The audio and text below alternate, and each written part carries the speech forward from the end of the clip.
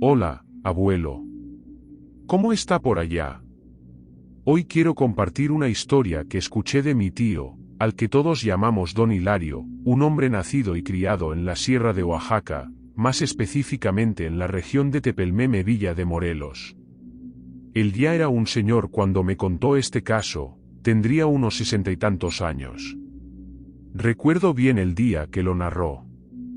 Estábamos sentados en la banquita de la terraza de su casa, mirando hacia el horizonte, sin decir mucho. De pronto volteó y dijo que quería contarme algo.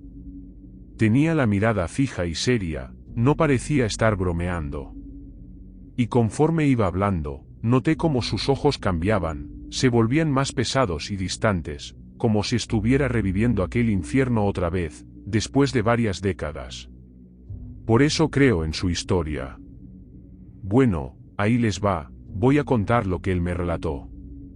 Según él, esto pasó por allá de los años 80, cuando la vida en la sierra todavía se movía a un ritmo mucho más duro. Allá todo se resolvía a mano y con valentía. Mi tío Hilario era uno de esos hombres recios, curtidos por la vida.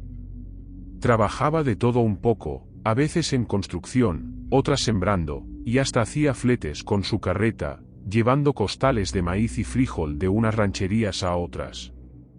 Era serio, pero no buscaba pleitos con nadie, aunque tampoco le sacaba la vuelta si se presentaban. Ya había lidiado con víboras, jaguares, sequías y apagones, y no se dejaba espantar fácilmente. Pero, según sus propias palabras, aquella fue una noche en la que sintió miedo de verdad. Todo empezó en una noche clara. El cielo estaba despejado y la luna llena brillaba tanto que iluminaba la vereda como si fuera un faro. La luz proyectaba sombras en el monte y en las piedras que bordeaban el camino de terracería. Esa noche estaba tan clara que ni siquiera necesitó encender la lámpara. Ese día mi tío había hecho un flete llevando unos costales de arroz y frijol a una finca un poco más retirada. Ya era tarde y él venía de regreso a casa, en su carreta jalada por su burro de confianza. Pasaba cerca de una comunidad llamada el Riachuelo Seco. A mi tío le gustaba trabajar de noche, porque durante el día el calor castigaba tanto a él como a su animal. Abuelo, mi tío contó que todo iba muy tranquilo. Avanzaba despacio por la terracería, oyendo el sonido de las pezuñas del burro golpeando la tierra seca, mezclado con el rechinar de las ruedas de madera sobre las piedras sueltas. El viento que corría hacía crujir las ramas secas del monte bajo. El camino era largo, pero él lo conocía como la palma de su mano. Las brechas malas y el polvo en la cara ya eran parte de su rutina. Cuando iba más o menos a la mitad del trayecto, notó algo raro en el aire, un olor fuerte, desagradable, que surgió de pronto. Era como el hedor de un perro mojado mezclado con un tufo a carne descompuesta, como si un animal estuviera pudriéndose junto al camino. Dijo que aquel olor se le pegó en la nariz y no se le quitaba por nada, pero no era algo con lo que no estuviera acostumbrado a lidiar. Fue entonces que, de pronto, el burro dejó de caminar y comenzó a temblar. Mi tío contó que se quedó un rato en la carreta intentando hacerlo avanzar, jaló las riendas, le chistó fuerte, pero el animal no se movía ni tantito en medio de la brecha polvorienta. El pobre parecía petrificado, incluso orinó del miedo. Cuando miró alrededor para ver que estaba asustando así al animal, no logró ver nada. Y fue entonces cuando escuchó el primer sonido, un gruñido bajo y profundo. Venía de detrás de unos arbustos, hacia la izquierda del camino. Mi tío dijo que, al principio, le sonó como a un perro o quizá a un sajino, un tipo de puerco de monte que hay por la región, pero algo no encajaba. El sonido era más fuerte, prolongado, como si viniera de un animal mucho más grande. En ese momento, pensó que tal vez se trataba de un puma. Pero estaba equivocado en todas esas suposiciones. Rápido, sacó su machete y lo mantuvo listo en la mano. Volvió a jalar las riendas, pero el burro no quería moverse. Fue entonces que, de repente, el animal se giró y quiso regresar por donde habían venido, jalando la carreta hacia atrás. Y fue en ese instante cuando mi tío vio aquella cosa de pie, en medio del monte seco. Alcanzó a distinguir claramente una silueta inmóvil. Al principio pensó que podía ser un hombre alto, tal vez alguien pidiendo ayuda o un ladrón. Pero la figura empezó a salir del matorral y a acercarse al camino. La luz de la luna iluminó mejor la escena, y ahí tuvo la certeza de que no era un ser humano. Abuelo, la criatura era enorme, iba algo encorvada, y su cuerpo estaba cubierto de pelo oscuro y sucio, con restos de tierra pegados. Tenía brazos largos y manos con garras afiladas. Sus ojos brillaban con un rojo intenso y no se apartaban de la dirección en la que estaba mi tío. Pero lo que más lo impactó fueron los dientes largos que sobresalían de una mandíbula deformada. Mi tío decía que aquello parecía una mezcla mal hecha entre un perro y el mismísimo demonio, con esos ojos rojos encendidos. En ese momento recordó una historia que escuchaba cuando era joven. Decían que había un hombre que vivía en un poblado cercano y desaparecía por varios días cada mes. Cuando regresaba, traía el cuerpo lleno de marcas, la mirada perdida y la ropa hecha un desastre. Nadie lo confirmaba, pero el pueblo aseguraba que estaba maldito, que cargaba la maldición del hombre lobo. Mi tío nunca creyó mucho en esos cuentos. Decía que seguramente aquel hombre no era más que un borracho callejero y que la gente siempre exageraba las historias. Pero ahí estaba él, confirmando que se había equivocado por completo. Cuando cayó en cuenta de lo que estaba enfrentando, saltó de la carreta y corrió monte adentro. Atravesó espinos, ramas largas, esquivó hoyos y piedras. Se cayó rodando un par de veces, dejando que el machete se le escapara de las manos. Fue entonces cuando vio un hueco en la tierra y se arrastró hacia adentro. El hueco era angosto, pero logró meterse a presión y quedarse acurrucado, esperando para ver si aquella cosa lo había seguido. Pegó la cara contra la tierra y empezó a respirar despacio, tratando de no hacer ruido. Dijo que le costaba muchísimo mantener la calma en esa situación tan espantosa. Miraba alrededor, pero dentro del hoyo no tenía mucha visibilidad. Fue entonces cuando comenzaron a escucharse pasos lentos, quebrando ramas secas. Enseguida vino el gruñido, cada vez más fuerte. La criatura estaba buscándolo. Emitía un sonido de resoplidos y olfateos, se detenía unos segundos y luego gruñía de nuevo. Él permanecía en silencio absoluto, intentando captar cualquier ruido a su alrededor.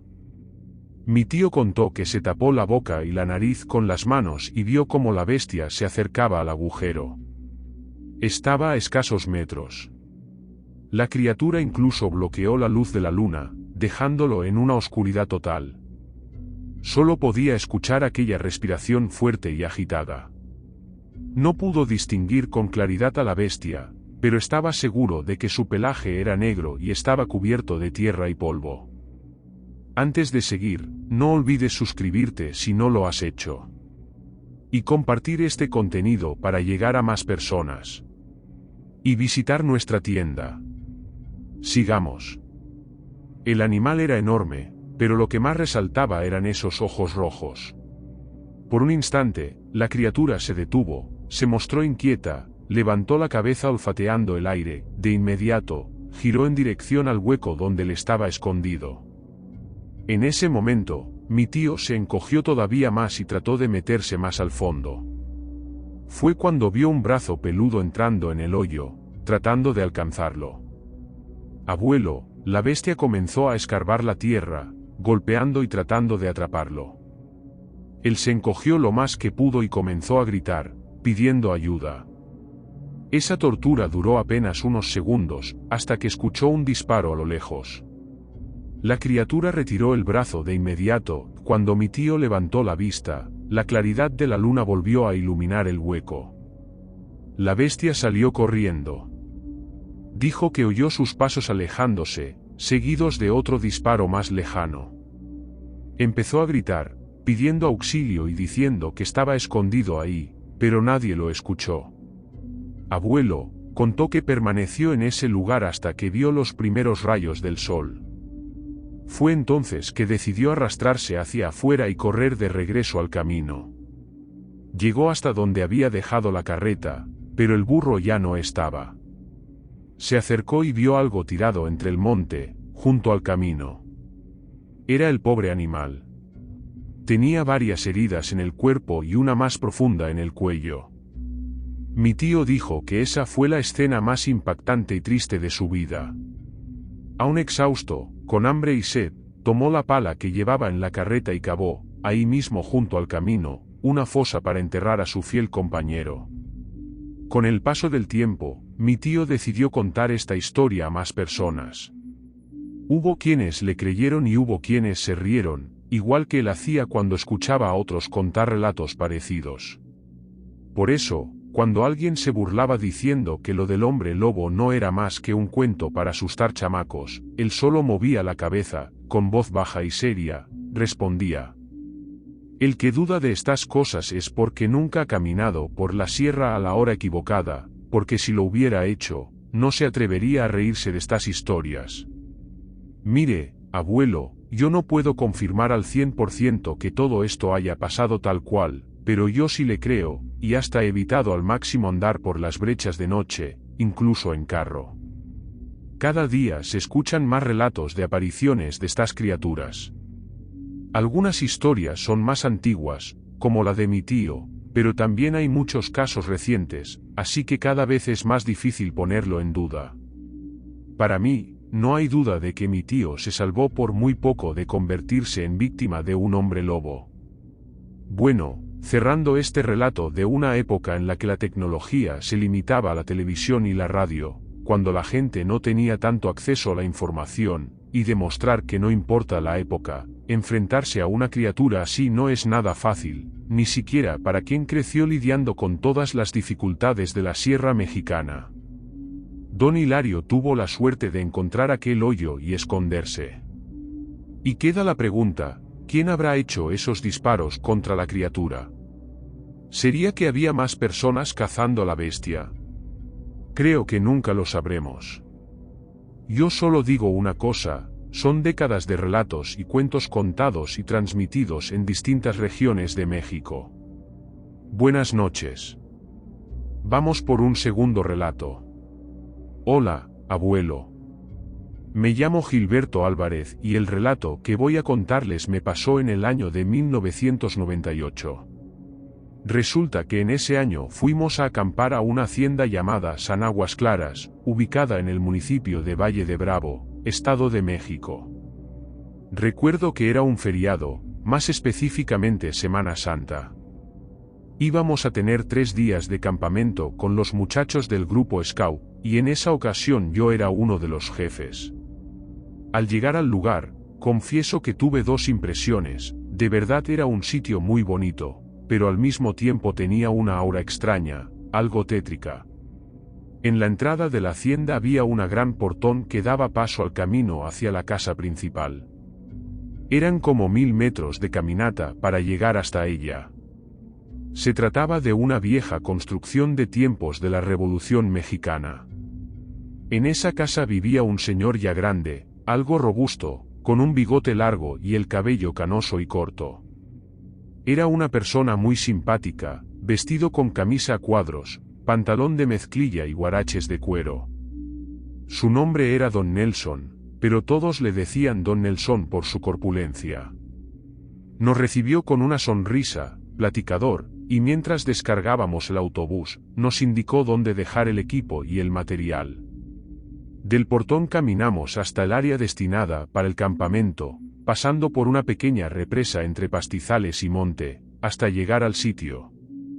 Ya instalados y con las actividades en marcha, yo y otros 2 jefes fuimos a la casa de Don Nelson para avisarle de nuestras actividades, para que no se preocupara, y que al finalizar dejaríamos todo limpio y en orden. Le cuento todo esto, abuelo, para que se imagine bien el lugar, porque esa hacienda guarda muchos misterios. Los trabajadores de ahí nos contaron cosas macabras. Entre las leyendas que escuchamos, había una que decía que en algunas noches, si la represa quedaba iluminada solo por la luna y alguien metía la mano al agua, la sacaba manchada de sangre. Otra historia hablaba de que, hace muchos años, un taxista había entrado con una pasajera en un tramo del camino dentro de la hacienda, detuvo el coche y simplemente la asesinó. Decían que el espíritu de la mujer aún se aparecía corriendo por la vereda hacia los campos. Pero la historia que más me impactó fue la de la antigua dueña del lugar. Una noche en que se avecinaba una tormenta, salió para reunir a los caballos en el campo, entre rayos y truenos. De pronto, un rayo cayó no muy lejos, asustando a su caballo, que salió disparado atravesando un portón cercado con alambre de púas. El alambre la degolló. Al caer del caballo, quedó con los pies atorados en los estribos y fue arrastrada hasta que su cuerpo fue encontrado. Con todas esas historias, abuelo, ya andábamos medio nerviosos, y más por el ambiente sombrío que tenía el lugar, sobre todo de noche, que era muy oscura. La segunda noche íbamos a realizar una actividad nocturna.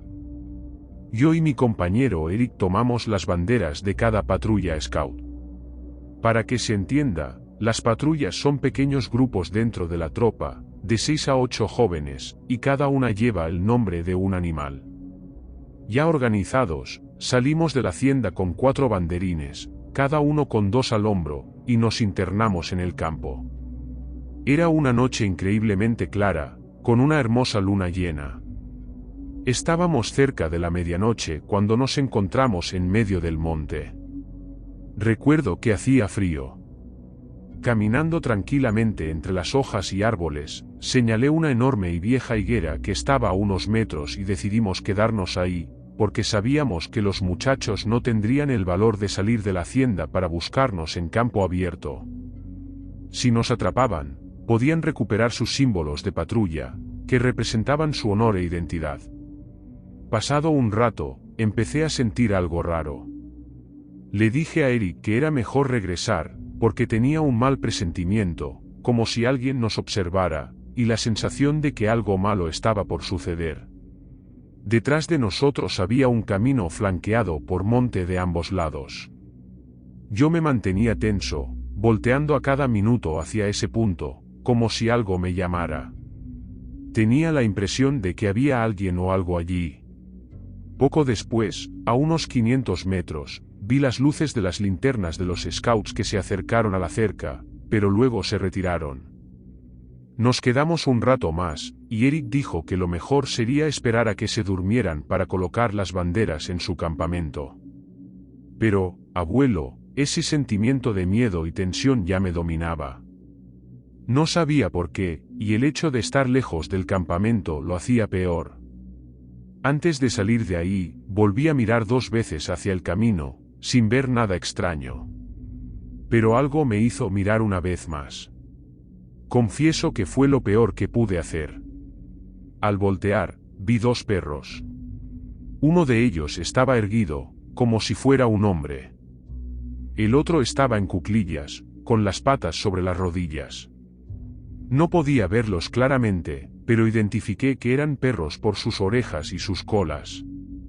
La poca luz apenas dejaba ver sus siluetas recortadas por la luz de la luna. Me quedé paralizado por unos segundos. Le di un codazo a Eric, que siempre había sido valiente, pero cuando volteó, salió corriendo como atleta olímpico, dejándome atrás. Yo no lo pensé 2 veces y corrí detrás de él, alejándonos de lo que fueran aquellas criaturas que merodeaban en medio de la nada. Al llegar al campamento, contamos lo sucedido y cancelamos la actividad nocturna. Pasamos toda la noche haciendo guardia y alimentando la fogata con la tonta idea de que nos protegería. Fueron momentos de miedo y tensión, sin saber qué nos rodeaba en esa oscura arboleda. Quedaron muchas preguntas sobre aquella noche: ¿serían simples perros salvajes, hombres lobo, o perros del infierno buscando almas perdidas? No sé si fueron las historias macabras o lo que vimos lo que más me heló la sangre. Lo único que sé es que nunca olvidaré ese lugar ni esa noche, porque no tengo duda, ahí se esconden cosas que no conocemos. Buenas noches. Vamos por un tercer relato. Buenas noches, abuelo. Hoy vengo a compartir una historia vivida por mi abuelo don Eliseo Martínez, el hombre más valiente que conozco. A partir de aquí, la voy a narrar como si él mismo se las estuviera contando. El año era 1998. Yo tenía la costumbre de irme de cacería los fines de semana en un monte cercano a nuestro rancho, en la zona rural de San Ignacio Río Muerto, Sonora. La mayoría de los cazadores de por aquí salen con perros, pero yo prefiero cazar al acecho. Es mucho más tranquilo. Bueno, preparé una espera para agarrar un venado o un jabalí. Colgué mi hamaca en un árbol y me quedé quieto, esperando. Al anochecer, alcancé a ver un animal en el claro. Estaba comiendo. Cuando me preparé para disparar, algo muy rápido lo jaló hacia la parte más cerrada del monte. Cuando vi eso, me quedé helado. Entonces pensé, ¿qué animal era ese? Se escuchaba como le tronaban los huesos. No sonaba como un jaguar. Así que decidí esperar hasta que amaneciera. Y apenas clareó, me regresé a mi casa, pero aquello no se me salía de la cabeza. Yo seguía asustado. Se lo conté a mi hermano Tomás, y él me dijo que tal vez podría haber sido un jaguar, pero yo le llevé la contraria. No era un jaguar, parecía más bien un perro. Y él me preguntó: ¿será que no era un lobo mexicano? Muy difícil, le respondí. Aquí no hay lobo mexicano y menos en un monte tan cerrado. Además, el animal que vi era más grande que un burro. No existe lobo mexicano de ese tamaño. Mi hermano entonces me aconsejó: a ti te gusta cazar solo, pero mejor llévate un par de perros para tu protección. Me regaló 2 perros mestizos, cruza de dogo argentino con pastor alemán, una combinación muy apreciada en el norte porque son buenos rastreadores y protectores. Con el tiempo, los perros fueron creciendo y se convirtieron en excelentes cazadores. Hasta ese momento solo los había llevado a monte abierto, pero quería probarlos en monte cerrado, donde hay más caza. Fue entonces que decidí volver a ese mismo lugar. La cacería estuvo muy buena, agarré una paca y un armadillo. Como ya era bastante tarde, decidí pasar la noche ahí. Colgué mi hamaca de un gran árbol de mango, limpié los animales y colgué la carne en una rama. Encendí una fogata y me quedé esperando a que me llegara el sueño. Cuando ya me estaba quedando dormido, escuché a los perros gruñendo y ladrando de forma desesperada. Nunca los había visto así. Estaban amarrados a un árbol, y entonces vi 2 ojos rojos brillando entre la maleza, detrás de unos arbustos. Me estaban mirando directamente. En ese momento solté a los perros, y ellos se lanzaron contra aquello. Escuché un gruñido mezclado con un aullido horrible, distinto a cualquier sonido que hubiera oído antes. Enseguida comenzó una pelea violenta. Esa cosa lanzó a mis perros por los aires, pero ellos eran tan valientes que regresaban a atacarla. Cuando me fui acercando, alcancé a ver a aquel demonio, una mezcla espantosa entre perro y mono, con parches de pelo faltantes y un olor insoportable a podredumbre. Agarré mi escopeta calibre 12 y le disparé. Algunos tiros le dieron en la espalda y en las patas, pero aún así solo gruñó y salió huyendo hacia el monte. Después de ese ataque brutal, uno de los perros, el blanco, estaba muerto, con la cabeza completamente aplastada. El otro, Sombra, estaba gravemente herido. Me sentí destrozado al ver eso. Tenía un gran cariño por esos animales. Dejé la cacería tirada y me regresé a mi casa con el corazón encogido. Apenas llegué, mi esposa María Teresa me preguntó qué había pasado. Le pedí que atendiera a Sombra mientras yo enterraba a Blanco. Después le conté todo lo que había ocurrido. Estaba muy triste por la pérdida.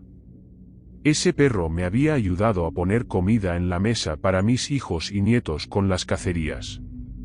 Era un verdadero amigo. Platicando con mi esposa, llegamos a la conclusión de que aquello no podía ser otra cosa más que un hombre lobo. Yo quería vengarme por la muerte de Blanco, pero mi esposa no me dejaba salir de noche.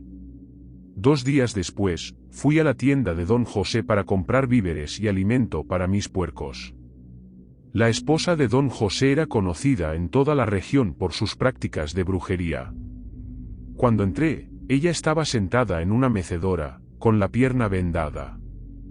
Saludé a todos, pero ella fue la única que no me respondió. Solo se quedó mirándome con odio, un odio que se sentía pesado en el aire. Compré lo que necesitaba y me fui.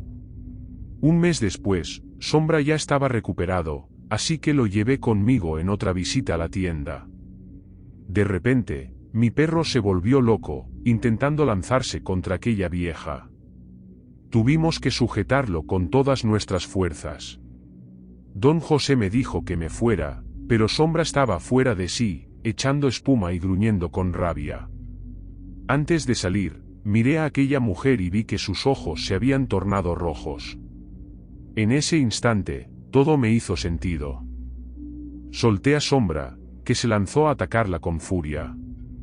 Cuando los demás intentaron intervenir, disparé un tiro al aire y advertí: el que toque a mi perro, lo mato ahora mismo. Grité que aquella desgraciada se transformaba en bestia y que había matado a Blanco, mi perro. Don José amenazó con llamar a la policía, pero yo llamé a Sombra, que me obedeció, y me fui del lugar. Al día siguiente, el rumor de que aquella vieja era un monstruo se extendió por toda la región. Me denunciaron, y la policía fue al rancho para sacrificar a Sombra, pero yo lo escondí en casa de un primo. 2 meses después, la mujer y don José se mudaron, y yo le di gracias a Dios. En cuanto a aquella criatura, nunca más se le volvió a ver por la zona. Yo estoy seguro de que esa vieja era la misma bestia que mató a mi perro.